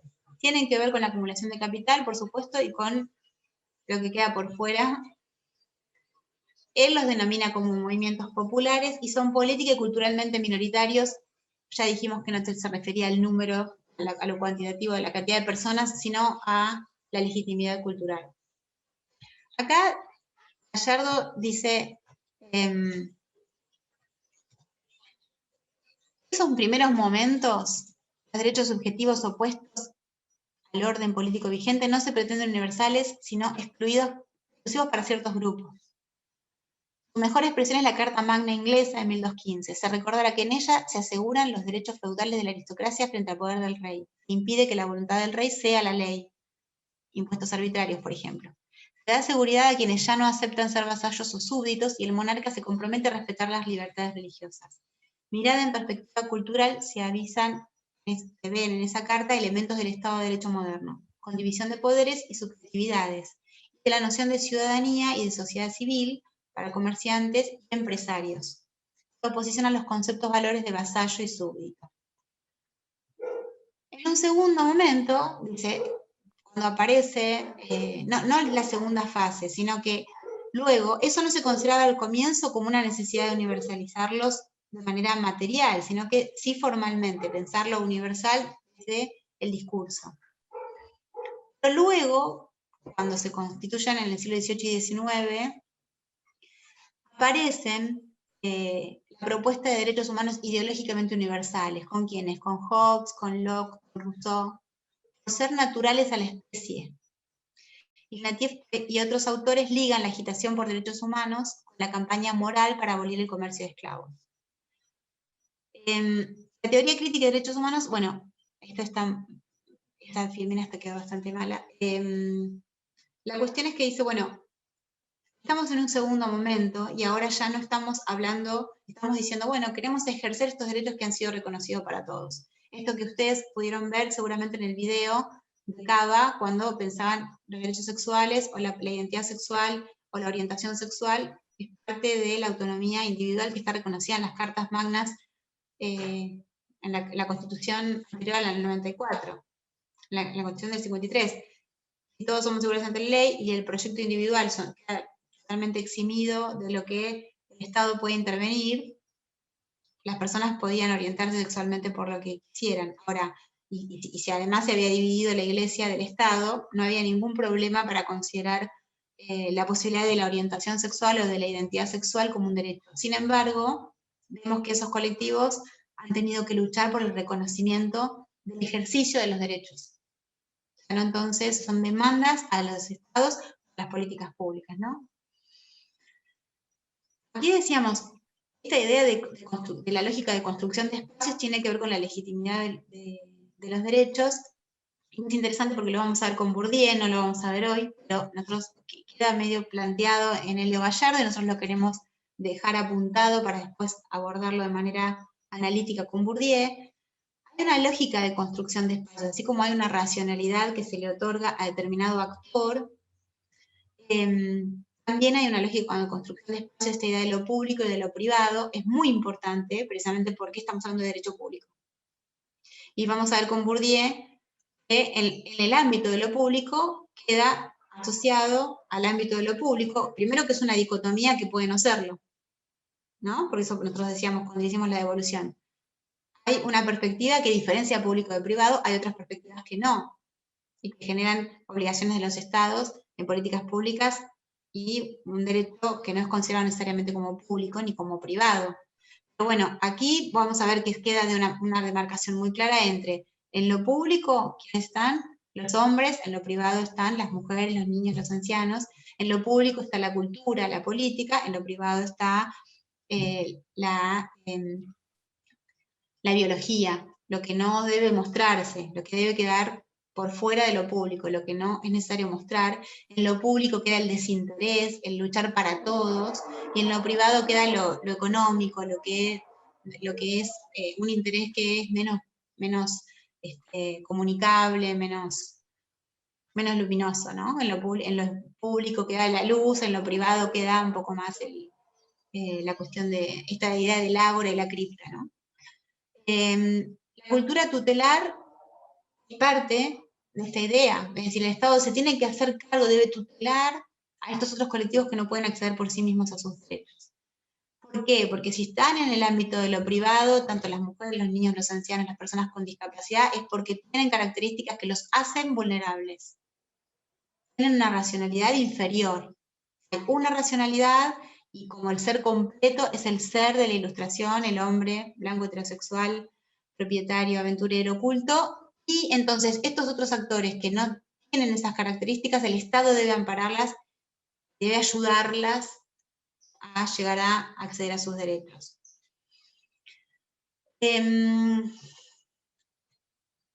Supone protección, pero esta protección del Estado supone protección, no participación. Entonces estamos hablando de paternalismo, ¿no? Porque hay una idea de superioridad cualitativa de la racionalidad. Lo que dice Gallardo es, aquí no estamos hablando de superioridad ni inferioridad, un poco que quedó planteado con la decolonialidad, el tema de las jerarquías que establece esta idea lineal del tiempo, esta idea de los espacios que es occidental. Ustedes saben que los pueblos originarios tienen otra idea. Estas otras ideas, estas otras formas de calendario, por ejemplo, en otras formas de racionalidad. Esto de pensar que hay seres que deben ser protegidos por su irracionalidad, por su desprotección natural, por sus características particulares, es es una idea que discute la teoría crítica. El rol del Estado y de otros actores sociales. Un poco esto que quedó hoy planteado por Federico cuando decía, bueno, ¿cuál es si no es el eje? Bueno, una teoría crítica de derechos humanos no puede tener como eje exclusivamente al Estado. Pone atención a la participación de otros actores y colectivos no estatales para el control y avance de su accesibilidad a los derechos sin discriminación. Pero aquí no supone protección sin participación, no es protección real, sino es desde el empoderamiento de los propios actores, desde la construcción de autonomía colectiva. La efectividad de estos derechos no puede circunscribirse a la judicialización de los casos, pues la perspectiva relacional y crítica de esos derechos nos compele a ampliar la responsabilidad del Estado en relación con los derechos humanos. ¿Cuál es la finalidad de una perspectiva crítica? Vamos a ver luego con Bourdieu, en la introducción al texto de la fuerza del derecho, él dice, bueno, en el mundo jurídico ha habido dos líneas. Las ciencias jurídicas se han dividido en dos. El formalismo versus el instrumentalismo. El formalismo, la perspectiva crítica dice, visibiliza las relaciones de poder. ¿Por qué? Porque dice, bueno, lo que decía Kelsen en la teoría pura del derecho, no en todas sus obras, sí en la teoría pura del derecho, es lo que a nosotros nos interesa es esta norma hipotético-deductiva, dado A debe ser B. Después, si en la vida social el ser nos muestra otra cosa, es un problema que tenemos en la vida social, pero el derecho lo tiene resuelto, dado A debe ser B. Ahora, la perspectiva crítica dice, este enunciado, si se considera derecho solo a lo que debe ser, y que el problema entonces es de los propios actores, es de las relaciones sociales con materiales, y los derechos y los discursos se pueden deslindar de las acciones, se pueden entender los discursos como por fuera, como para todo tiempo y lugar, como para todos iguales, sin entender las relaciones sociales concretas, en el que esos derechos tienen un sentido, eso cumple una función de separación justamente entre el ser y el deber ser. O sea, no es inocuo considerar el derecho por fuera de las relaciones sociales concretas. Reconocer que los derechos promueven la decolonialidad y potenciación de los destinatarios basada en sus diferencias legítimas que deben poder manifestarse y ser tenidas en cuenta por los intérpretes autorizados de las normas. Nosotros no queremos la igualdad de las mujeres a los hombres, nosotros queremos la igualdad del acceso de las mujeres, tanto como los hombres, tanto como los pueblos originarios, a los derechos reconocidos para todos, pero no la homogeneización de los actores. O sea, el Estado tiene que conocer muy bien cuáles son las características concretas que hacen de un ser un mapuche, y entonces tiene que construir políticas públicas para que ese ser pueda acceder a vivienda, salud, educación, trabajo. Y no puede homogeneizarlo y no puede pensar una política pública únicamente para un ser no mapuche, porque entonces sí está generando el propio Estado la desigualdad. Aquí vemos el último punto, que es resituar al abogado en la construcción del proceso judicial para que pueda respetar y propender a la autonomía de los actores sin desoír sus anhelos, alegrías y tristezas. Aquí es el rol de la gente, ¿no? Bueno, aquello que vamos a considerar como lo que nos resulta tolerable, lo que nos resulta intolerable, un poco lo que vimos en el video de los niños del caso de los chicos de la Glorieta. Nosotros, luego de estar militando en la calle a partir de ese caso, ya no vimos igual la calle.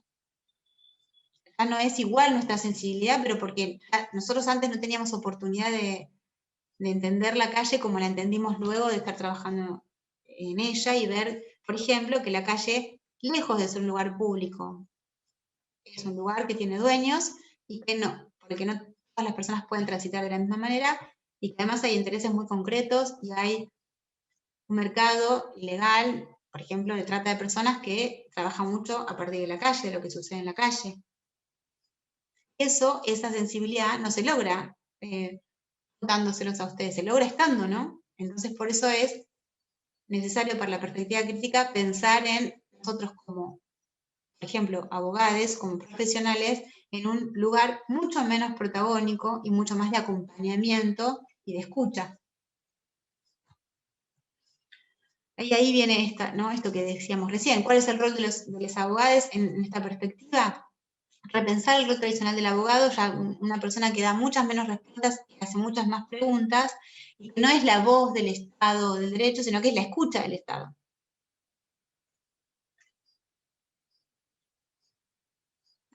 nosotros tomamos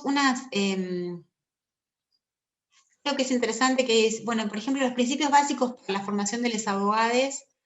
Bueno, a su vez nosotros trabajamos en el Observatorio de Enseñanza del Derecho de la Facultad de Derecho, coordino el área de enseñanza de los derechos humanos en ese observatorio, y justamente cuando pensamos en cómo formar abogados, esto es interesante, ¿no? Que dicen los principios básicos del octavo Congreso de las Naciones Unidas sobre Prevención del Delito y Tratamiento del Delincuente, celebrado en La Habana, Cuba, del 27 de agosto al 7 de septiembre de 1990. Fíjense que dice, los países en que haya grupos, comunidades, regiones cuyas necesidades de servicios jurídicos no estén atendidas, en especial cuando tales grupos tengan culturas, tradiciones o idiomas propios o hayan sido víctimas de discriminación en el pasado, los gobiernos y las asociaciones profesionales de abogados y las instituciones de enseñanza deberán tomar medidas especiales para ofrecer oportunidades a candidatos procedentes de esos grupos para que ingresen a la profesión de abogado y deberán velar para que reciban una formación adecuada a las necesidades de sus grupos de procedencia.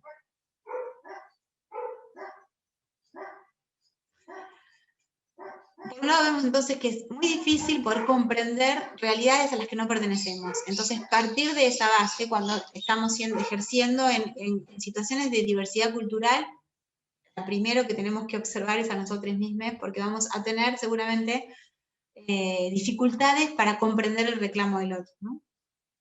Para dolernos de lo que le duele, para alegrarnos, para anhelar lo mismo. El dolor de no pertenecer, bueno, esta idea de la posibilidad de recibir determinados maltratos, esto de que los maltratos que padecemos no tienen nada de naturales, tienen que ver con los colectivos a los que pertenecemos y la posición social que ocupamos. Hay un proverbio que dice, si andamos en bicicleta tenemos problemas de bicicleta, si andamos en auto tenemos problemas de auto, si somos solteros tenemos problemas de soltería, si somos casados tenemos problemas de casa. Bueno, los problemas que vamos a tener, que vamos a pedirle al Estado tienen que ver con la posición social que ocupamos. Entonces el Estado no puede pensar en la igualdad y no puede pensar en una planilla, que con una planilla va a lograr que nosotros como agentes del Estado podamos trabajar de manera igualitaria con una persona de nuestra misma clase social o con personas con las que empatizamos fácilmente y con personas con las que no. Entonces es parte de la política pública remover esos obstáculos para nosotros que somos agentes, ¿no? Me considero parte porque, digamos, trabajo en la educación pública. Las posibilidades de recibir determinados maltratos, entonces, a cada necesidad de un colectivo, o a cada colectivo sus necesidades, colectivos no dominantes, sensibilidades no dominantes. Claro, está claro que vamos a tener una empatía. Nosotros que trabajamos con infancia lo vemos de manera muy, muy clara con Martín, es los niños primero, esa idea, pero sin embargo cuando hay un niño que está durmiendo en la calle, hay un mecanismo de defensa de las personas, no estamos pensando en malas intenciones, pero que tolera esto. Y si viéramos el hijo de un amigo que está durmiendo en la calle, es muy difícil, nos parecería imposible de soportar.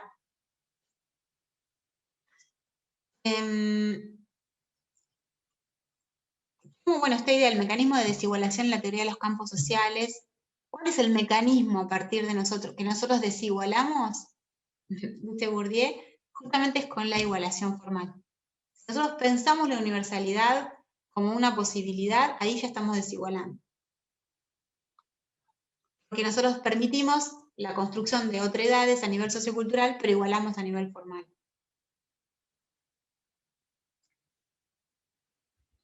Implica pensar la sensibilización de los abogados, entonces implica pensarnos cuáles son nuestros hábitos, los hábitos que hemos adquirido. Vamos a ver con Bourdieu que los hábitos se adquieren fundamentalmente en los primeros años de socialización, en la familia y en la escuela. Luego esos hábitos son permanentemente reconstruidos y reconfirmados en los espacios que son los campos a los que pertenecemos. Ahora vamos a ir a Bourdieu. Ahí hay una agenda de derechos humanos para América Latina, pero me parece que fue mucho lo que dimos. Me gustaría pasarles la palabra a ustedes y después hacer una presentación de Bourdieu antes de irnos. Dejar unos 10 minutitos para que ustedes me digan qué les parece.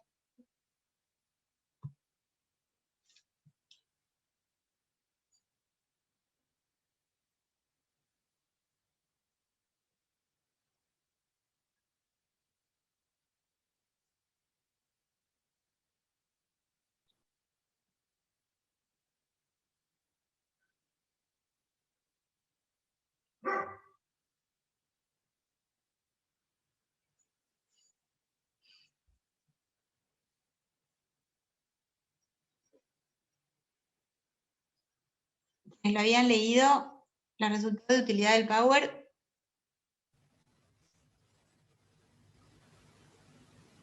Sí, Yo había sí, leído el bastante. texto una sola vez. Creo que necesitaba una lectura de nuevo para poder llegar a comprenderlo del todo, porque me resultó un poco complejo en comparación a los otros textos que habían mandado. Y sí, el Power que pusieron recién acompañó mucho lo que yo había leído. Bueno, entonces lo vamos a colgar. Si le sirvió, lo colgamos. Sí. Sí, sí.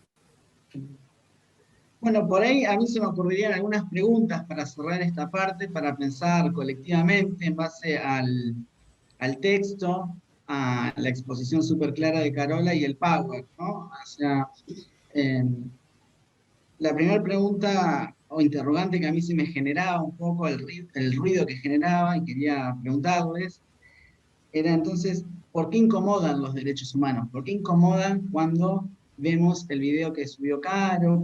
¿Por qué nos incomodan el cupo trans? ¿Por qué nos incomoda cuando en marchas feministas las chicas se quitan la remera? ¿Por qué incomodan a veces?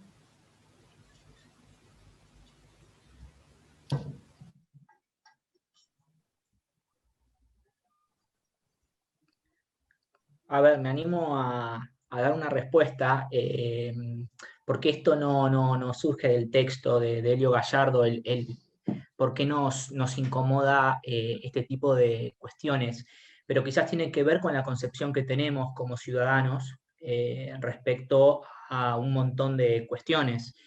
Que eso sí, Elio Gallardo lo dice cuando habla de una teoría crítica, o por lo menos yo lo interpreté así, en donde él dice los derechos humanos son para las minorías, para los colectivos, pero están pensados desde una posición dominante. Entonces, de alguna manera, es la posición dominante o el Estado el que piensa derechos humanos sin, iba a decir interpelarlas, sin consultarlos. O sea, quizá estas minorías a las que apuntan los derechos humanos son irónicamente las que menos participación tienen en esa discusión, en ese debate. Quizás la incomodidad que vos mencionás viene por una concepción que tenemos respecto a ese tema. Que vencer es convencer. Sí. Entonces, si estamos convencidos de que de lo que estamos convencidos no tiene nada de natural. La racionalidad que nosotros aplicamos no tiene nada de natural. Vamos a ver qué tiene que ver con los sociales a los que pertenecemos y que favorece a determinados actores y muchas veces nada que ver a nosotros. No nos favorece. Sin embargo, nosotros aplicamos normas que consideramos que igualan, pero las aplicamos de igual manera para personas que no están en las mismas condiciones. Nosotros consideramos que hay una racionalidad y que hay una manera de ver el mundo porque la hemos naturalizado, y entonces dice Bourdieu, eso se convierte en virtud. Vencer es convencer. Nosotros, si estamos convencidos de algo, es muy probable que si pensemos que si el cupo trans no es bueno para todos, podamos poner un obstáculo en alguna planilla, porque no estamos convencidos. Y eso, dice la teoría crítica, es responsabilidad del Estado.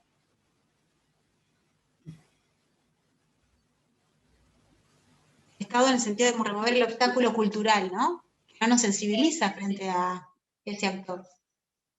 No, No, y o está buena la incluso, interpretación que hace él en cuanto al pensar situado, porque los derechos humanos, desde dónde se elaboraron las normas de los derechos humanos, esta cuestión que hace él, nunca se elaboran desde el lado de las minorías, siempre se elaboran desde el otro lado. Entonces también me parece que eso es lo que molesta, ¿no? Las minorías que quieren imponer y que muchas veces del otro lado se siente como una quita de sus propios privilegios.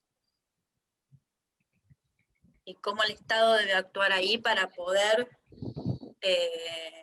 acercar a ambos polos, ¿no?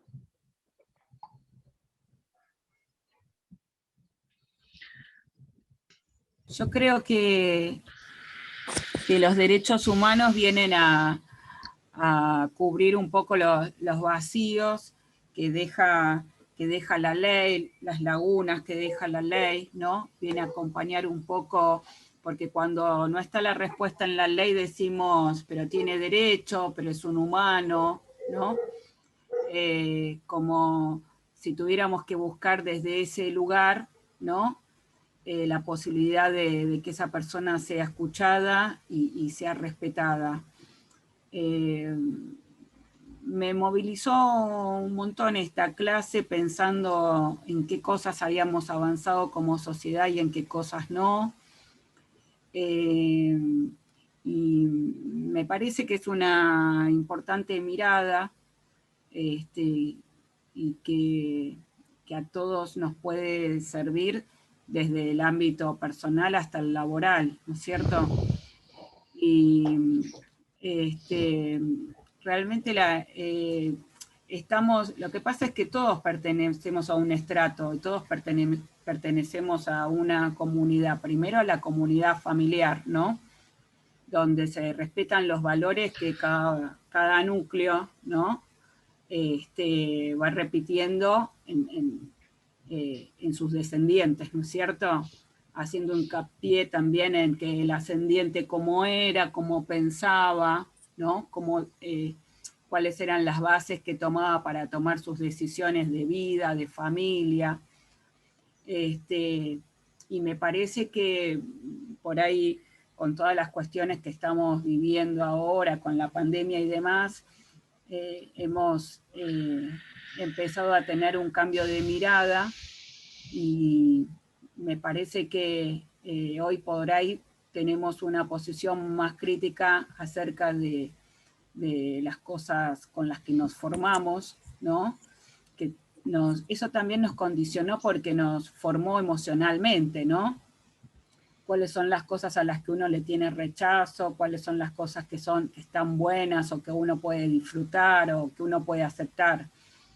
Y entonces poder replantearnos eso creo que nos hace más, nos pone más del lado de los derechos humanos que tanto de la ley del hombre blanco, heterosexual, propietario y demás, ¿no es cierto? Quería nada más compartir ese aporte. Muchas gracias. Yo pensaba cuando Marlene Guayar dice, ay, bueno, ¿por qué no aplica lo que tiene que aplicar? Nos piden, o sea, como que le piden un montón de ser la víctima de la víctima, ¿no? Pasa lo mismo, hay un texto que nosotros con Martín pensamos en millones de textos para dejar que son muy interesantes, pero bueno, no queremos atosigarlos, así que estamos probando textos también, ¿no?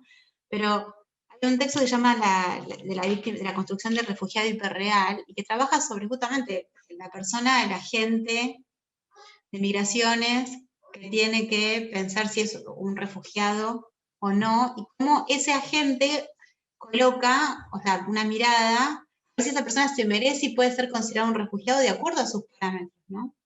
Entonces, hiperreal en el sentido de que tiene que ser un hiperrefugiado para que esa persona le otorgue la calidad de refugiado de acuerdo a lo que dice la normativa. Y lo mismo dice Marlene Guayar cuando habla sobre la condición de las personas trans, y dice, bueno, tenemos que, realmente nos dice, bueno, son también humanos cuando, no sé dónde ponerla, son también humanos cuando decimos, fue violada, hermanada, y 5 veces, y entonces ahí todo el mundo dice, ah, bueno, sí, no, es una barbaridad, es un ser humano, tiene derechos. No, de primera instancia, cuando van a pedir el derecho a la educación, hay un montón de trabas, ¿no? Tienen que traer el papelito, yo a mis hijos, tienen que traer el papelito de no sé qué, y porque hay una sensibilidad que no ha sido trabajada en ese sentido es que dice Elio Gallardo, es una responsabilidad del Estado garantizarla, pero no puede hacerlo de manera unilateral, tiene que trabajar con el colectivo, porque la idea es que nadie puede dar poder a otro, sino que en el proceso de ejercicio de los derechos se construya algo que es comunicable, que se acumule, que sea una sensibilidad compartida. Y así como están planteados actualmente los derechos humanos, pareciera o se pudiera hacer la lectura de que victimizan también. de alguna manera, porque no sé si lo leí en el texto de Elio Gallardo, hay una parte en donde se explica que se piensan los derechos humanos de los niños, por ejemplo, ya definiéndolos como incapaces, de las mujeres como personas dependientes. Y así va hablando de diferentes minorías. Entonces, aparentemente, hay que replantearse primero qué son los derechos humanos, para ver si es posible, de alguna manera, cambiar la cuestión cultural. Es interesante esto que decís para pensar. La respuesta de qué son los derechos humanos no va a estar en el texto jurídico. El texto jurídico es el campo de disputa. Ya meternos en Bourdieu. Yo quería preguntar, antes de redondear algunas de esas preguntas que se marcaron, porque también se comentó ahí en el chat que el derecho no tiene sentido, pero antes de llegar a eso, pensar si podemos encontrar alguna relación entre los derechos humanos y el derecho administrativo.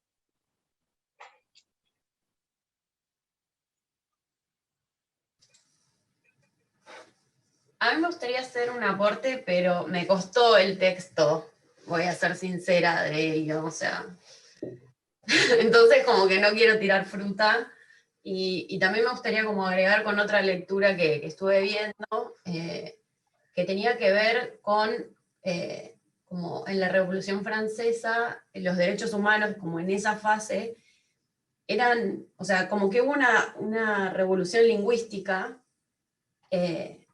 muy importante, o sea, un campo de disputa desde lo lingüístico tremendo, y haciendo así como un paralelismo con hoy, decir les, chiques, poner las X en el derecho, como que siento que está súper vinculado, o sea, si bien no te garantiza, es preformativo, o sea, todavía no está, es algo a lo que aspirás, pero a la vez está generando realidad, como esa dobleza positiva que tiene, que no está todavía, pero que lo estás aspirando, me pareció súper interesante, y como que sentí que estábamos viviendo una especie de revolución, por lo menos en nuestro país, muy, muy importante en relación a los derechos humanos, tal vez de un grupo, y de los colectivos que están más cerca de ese grupo, obviamente, no sé, todo lo que es la cuestión de los pueblos originarios no tiene mucha relevancia en la agenda política,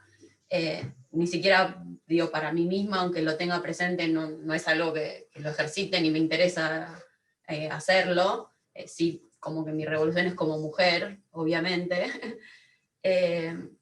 Y nada, me pareció súper interesante eso, y después en relación a esto de la violencia, y como esto de la disputa, y como también muchas veces cuando se reclaman derechos, se acusa al que está reclamando, como si se pudiera ejercer pacíficamente esa jerarquización, ¿no? Como que, nada, eso también me quedó como sonando en la cabeza.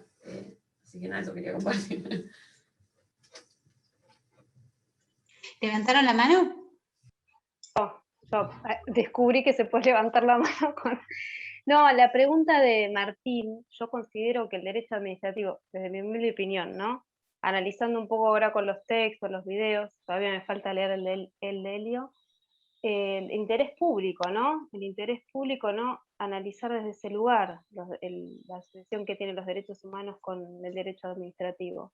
Y también a nosotros, como abogados, esta intervención, porque nos atraviesa como seres humanos, y creo que en la medida de lo posible, ¿no? Analizar cada cuestión como para llevar ese bien común, ese interés común a la realidad. Yo creo que nos atraviesa a todos. El video particularmente de los chicos de la Glorieta a mí me atravesó, me sensibilizó, porque yo creo que es difícil a veces la hipocresía, ¿no? que vivimos constantemente entre lo que debe ser y lo que es en realidad, y bueno, Yo creo que en el derecho administrativo quizás poder llevar a la práctica un poco eso en la medida de nuestro alcance. No sé, creo que ahí sería la conjunción, digamos. Bueno, lamentablemente no tenemos mucho tiempo, pero hoy queríamos aportar un montón de cositas para que después podamos empezar con Bourdieu. ¿Ustedes lo conocen a Bourdieu? ¿Lo conocen de alguna otra materia? Bueno, Pierre Bourdieu es un sociólogo, antes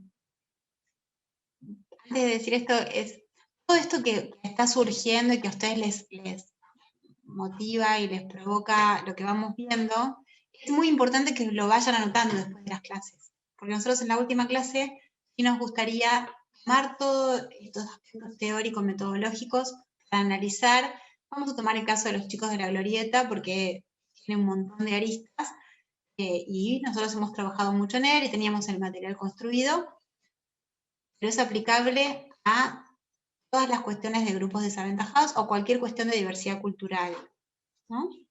Entonces, nos gustaría que ustedes, todas estas reflexiones que, como recién Cecilia mencionó, justamente eso es lo que vamos a hacer el último día y que va a tener que ver con la evaluación. Pierre Bourdieu falleció el 23 de enero de 2002, es un sociólogo francés, es considerado un sociólogo clásico contemporáneo, porque como ustedes ven, ha trabajado y ha producido una cantidad de objetos de estudio sumamente interesantes y diversos, y además con metodologías también diversas. Se considera un sociólogo de una perspectiva crítica, no marxista, pero sí crítica. Toma, como decíamos hoy, elementos de los tres autores clásicos, tanto Emile Durkheim como Max Weber, como Karl Marx, que en las ciencias sociales han quedado como líneas de trabajo diferentes y hasta opuestas. Pero Pierre Bourdieu logra generar un marco teórico-metodológico que integra estas tradiciones en el campo académico y en el campo científico se han tomado como opuestas y se han fortalecido como opuestas, es decir, hay un capital también de quienes toman una perspectiva en detrimento de la otra, o sea, se oponen, discuten con la perspectiva marxista, y desde una perspectiva subjetivista, por ejemplo, o interpretativista, toman a Max Weber y analizan todo desde la acción social, el sentido de la acción social, que es su objeto construido, el objeto que construye Max Weber, o quienes dicen no, en realidad lo que explica las relaciones sociales son las estructuras y las posiciones sociales de los actores, un poco tomando como exclusiva forma de interpretación el hecho de que la conciencia tiene que ver con la posición social, ¿no? Que es un poco lo que dice Marx en la contribución a la crítica de la economía política, y dice, bueno, los hombres sociales se han explicado tradicionalmente por su conciencia, no es la conciencia de los hombres lo que explica el ser, sino que es su ser social lo que explica su conciencia. Bueno, eso que dice Marx en la contribución a la crítica de la economía política, eso es un poco la prioridad explicativa de quienes toman al estructuralismo o al objetivismo como forma de explicación de lo social. Aquí vamos a esto, que nos toca en esta última parte del programa, y en estas pocas clases que nos quedan, los fundamentos sociológicos del derecho administrativo. Y en sociología tenemos que conocer entonces a Marx, a Durkheim y a Weber, que han trabajado sobre el Estado moderno, sobre la modernidad, y han tratado de explicar cosas diferentes, han construido objetos diferentes de estudio a partir de la emergencia de los estados modernos. Entonces, Marx lo que quiso explicar es trabajo asalariado, y con eso, desde una perspectiva de materialismo histórico dialéctico, construye su objeto de estudio. ¿Cuál es el aporte que hace al estudio del derecho administrativo hoy? Lo vamos a ver a través de Pierre Bourdieu. Lo mismo Max Weber, ha construido la acción social, una acción social con sentido. Dice, bueno, la acción social es una acción que tiene un sentido, y el sentido es el sentido aumentado, el que lo tienen en la mente los actores. La motivación para actuar lo que hace de una acción social, pero esa motivación siempre está referida a los otros. Estén presentes o no estén presentes, pero la acción tiene un sentido en la interacción. Entonces, Max Weber, como ustedes vieron, construye tipos ideales para ver en cuánto se adapta la realidad al tipo ideal, que es una construcción analítica. No existe, que no es ideal en el sentido de deseable, en el sentido valorativo, sino que es una construcción analítica para analizar la realidad en cuánto se adapta o no a esa acción social. Y diferencia acciones sociales tradicionales, emotivas y racionales. Dentro de, por ejemplo, lo que estudiamos aquí, la acción burocrática, la burocracia como forma de dominación, tiene que ver con la legalidad, tiene que ver con la acción social racional con arreglo a fines, por ejemplo. Pero todas esas cuestiones que obviamente son muchas y nosotros no vamos a pedir que ustedes las estudien de manera profunda, que conozcan su existencia y puedan comprender que luego Pierre Bourdieu toma esto de estos autores, construye un andamiaje teórico que sí vamos a necesitar que ustedes incorporen. De Émile Durkheim toma las ideas de integración moral y material que son asumidas por el proceso de concentración que significa el Estado. Hoy, sé que ustedes, después de haber visto Gallardo, ver esto, les va a resultar mucho, pero es necesario que ustedes más o menos quedemos con un piso para poder comenzar el jueves con la fuerza del derecho.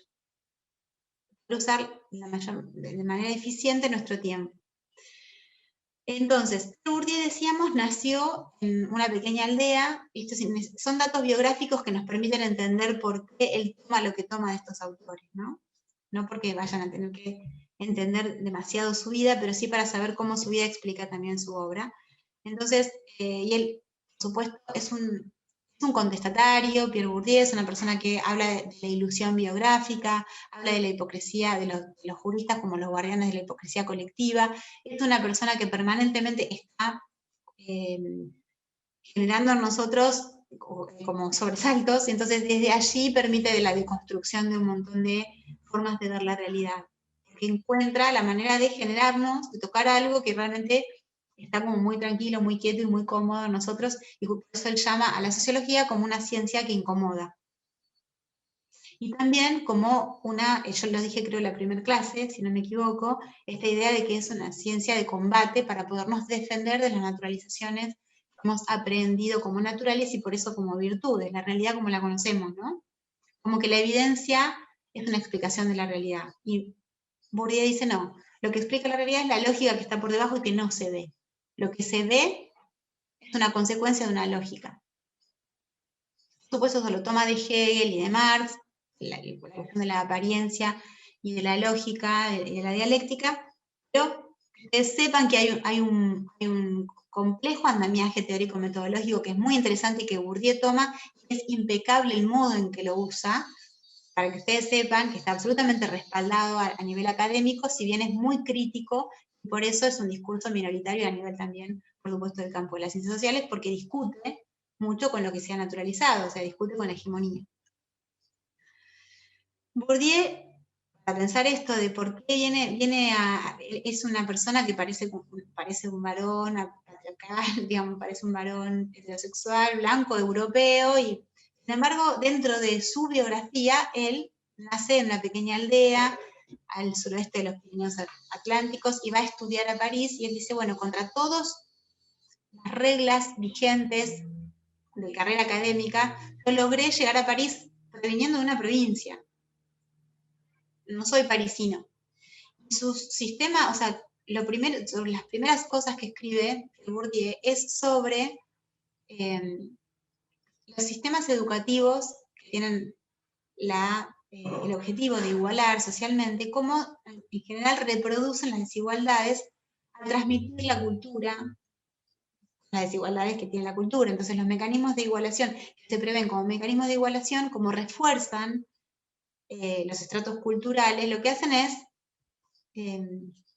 reforzar la transmisión de las diferencias. Y eso lo hace en una obra que se llama La reproducción. Luego, eso antes de la década del 70, pero bueno, luego él revisa esto también, porque así es muy criticado, y de alguna manera construye también una forma de explicación de la realidad más equilibrada. Ahora vamos a ver qué es lo que equilibra. Porque en la reproducción podríamos decir que genera una preponderancia mayor de la explicación en las estructuras. Entonces podríamos, quien me preguntó que explique más el instrumentalismo, yo lo voy a explicar de manera bien clara cuando veamos esta introducción de Pierre Bourdieu, pero ya podemos decir que el instrumentalismo es aquella forma teórica, aquel conjunto de autores que explican la práctica a partir de la posición social. Entonces, por ejemplo, Karl Marx, cuando dice el derecho es un instrumento, de allí su nombre, instrumentalismo, el Estado es un instrumento. ¿Al servicio de qué? De la dominación. Lo que explica al Estado y al derecho es la estructura social. Entonces, en una estructura donde quienes tienen los medios de producción pueden decir que es derecho, van a poner al derecho de su parte. Entonces es un instrumento para sostener esa desigualdad. ¿Cómo lo hacen? A través de la ideología. La ideología que es, dijimos hoy que lo vamos a hacer en un sentido más amplio, pero la ideología en sentido marxista tiene un sentido restringido de falsa conciencia, de subvertir la realidad. Por ejemplo, dice el instrumentalismo.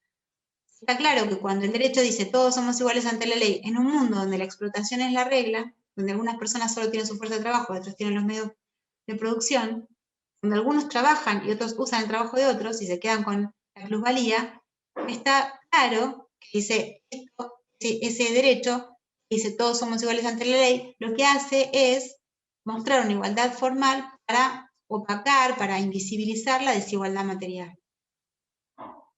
Lo mismo sucede con igual remuneración por igual tarea. Lo mismo sucede con llamar trabajo a la explotación. El instrumentalismo pone el acento en estos discursos como herramientas, como instrumentos al servicio de quienes tienen la posibilidad de ponerlos de su lado, son, y eso lo conocemos como en la base de la estructura, de quienes tienen el poder. Entonces son instrumentos de los poderosos. Cuando hablan de igualación, es falso. Es el instrumentalismo. En la reproducción podemos decir, bueno, Bourdieu un poco fue por ese lado, porque dice, bueno, en realidad los mecanismos de igualación, de los discursos igualadores de la educación pública, estatal, sobre todo en Francia, imagino un estado fuerte, muy presente, en verdad lo que quieren hacer es reproducir. Yo he sido testigo de eso, y él muestra cómo justamente eso, es muy difícil llegar a París si no sos de París, es muy difícil llegar a determinado lugar si no tenés un capital cultural también fuerte, además del económico.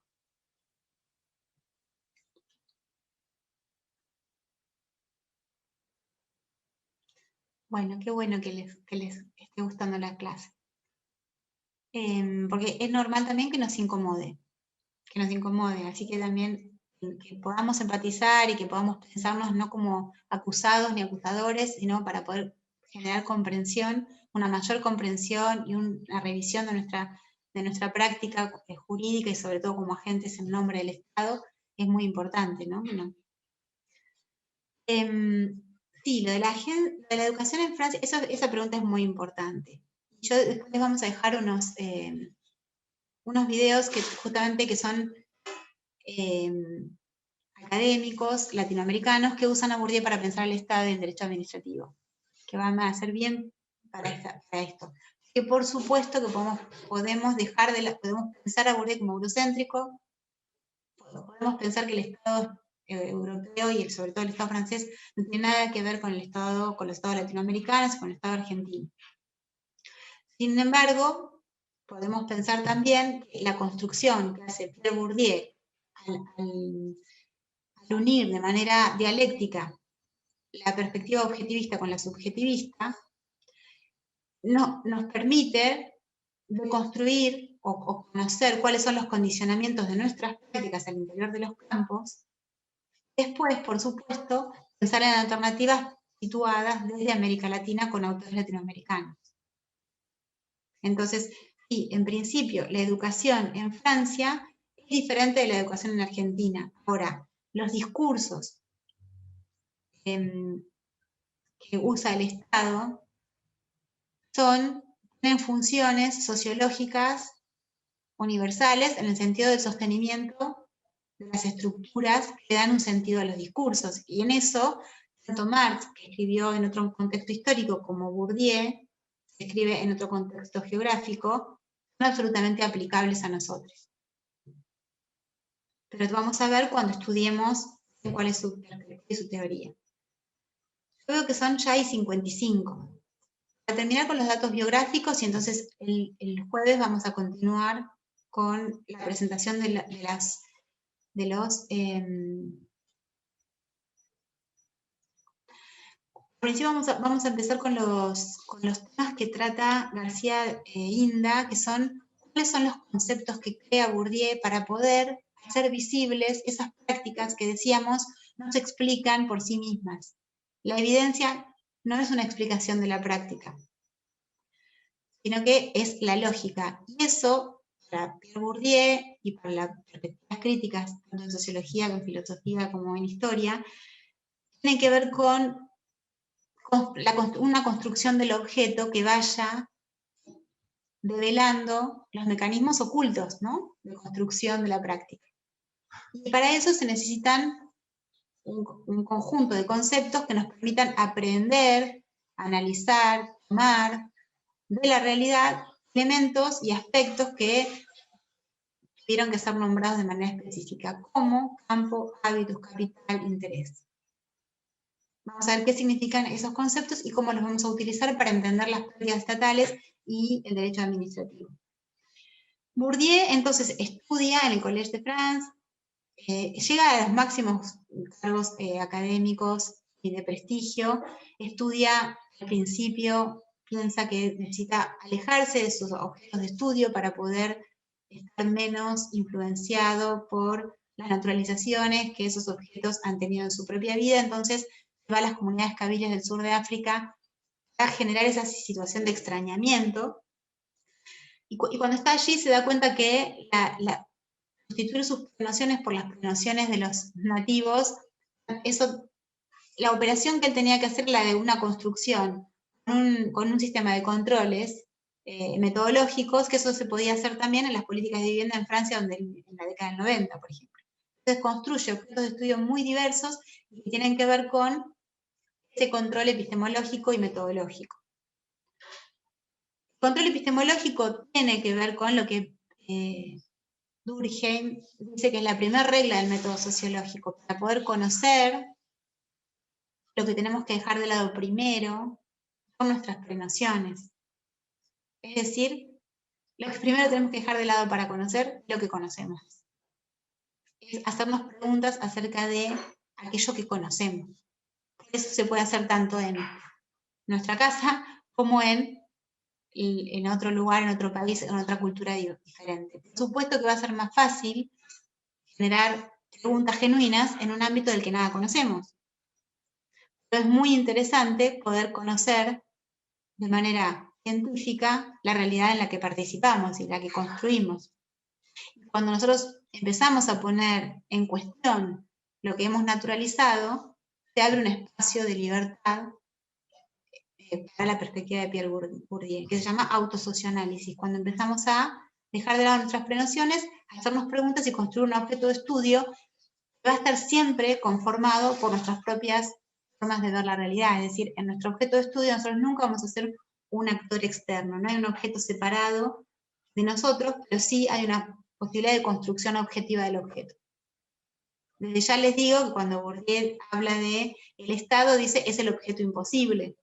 Empieza así el libro, y bueno, eso es el objeto imposible, ¿por qué? Porque nuestra mente está estatalizada, el Estado, por supuesto, ahí sí, en Francia, pareciera más imposible que en otros estados, porque el Estado tiene una presencia muy fuerte.